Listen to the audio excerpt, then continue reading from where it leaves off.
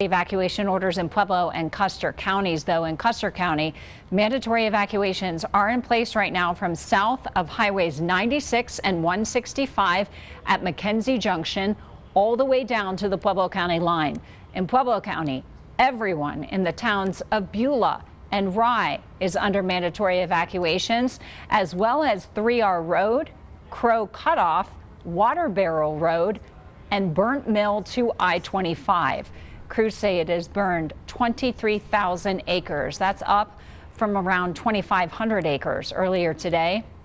So far, more than 4,200 people have been asked to evacuate. It involves more than 2,700 households. In a news conference this afternoon, the sheriff said 4 homes were destroyed. Crews say right now the biggest challenge in getting this fire under control is the wind. Thankfully, no injuries have been reported. We are bringing you team coverage tonight of the fire. News 5's Owen Skornick-Hayes is live in Colorado City. We want to start, though, with our Noah Kaplan, who is joining us live east of Beulah. Noah, the smoke there really impacting the air quality. The smoke is certainly impacting the area, Diane. It seems the longer we stay out here, the closer this wall of smoke continues to get. And the wind, it continues to whip around out here, making the spread of this fire in the future all the more unpredictable. Now, people in Beulah, just a few miles west of where I'm standing, said they were prepared, said they took the proper precautions in order to get out when a fire like this could potentially come. But what they weren't prepared for was what this fire could potentially do tonight, tomorrow, and in the coming days. It's disheartening. I'm just devastated. I just can't believe how big it is and how close it is. Pooh Potter, We lived here 7 years. says her family had boxes packed and ready to go in case this now reality ever came to be. But she says all the physical preparation did not prepare her mentally. When you see it and then you see it so close, it's a little bit different than what you think it's going to be. The weather's not cooperating. Where the fire started, we've got erratic winds of up to 80 miles an hour that are just constantly switching directions. Sharing why the fire isn't being attacked from above, Beulah Fire spokesperson Jill Laka couldn't hold back her own emotions. I can see my house from here. And it's hard, you know, my husband and my son are on the fire fighting. My daughter's typically here helping me, but she's out of town this weekend. Very devastating. I mean, to see it, the homes, vacation homes, residents that have lived up here their whole lives. When I talked to Brent Cook in Rye, the fire was well north of where we were, but not even an hour later, his neighborhood had to evacuate. This is normally a beautiful view of the wet mountains here along Highway 78.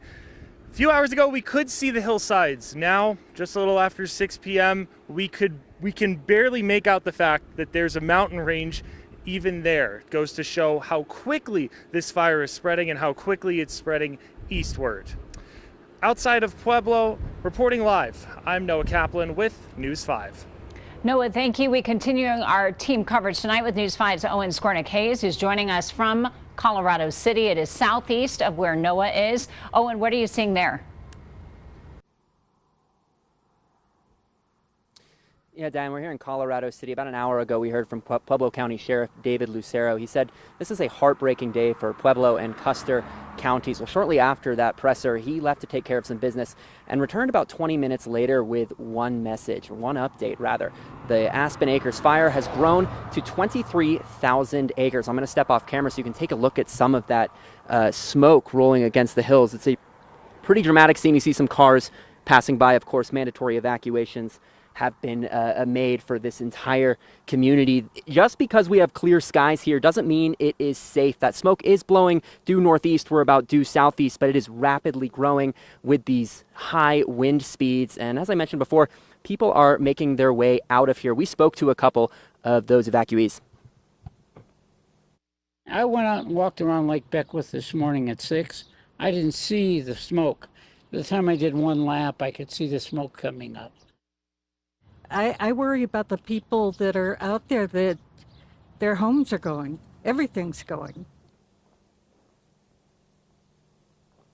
And this fire continues to grow and grow. One note from the presser, the Pueblo County Sheriff David Lucero told us that as the fire approaches I-25, Interstate 25, a decision may need to be made on whether or not to shut down a portion of the interstate. Of course, no official decision has been made, but it is something we're monitoring. We'll be here for several more hours as we continue to provide updates on this fire. Reporting live in Colorado City, Moen Skornik-Hayes, News 5.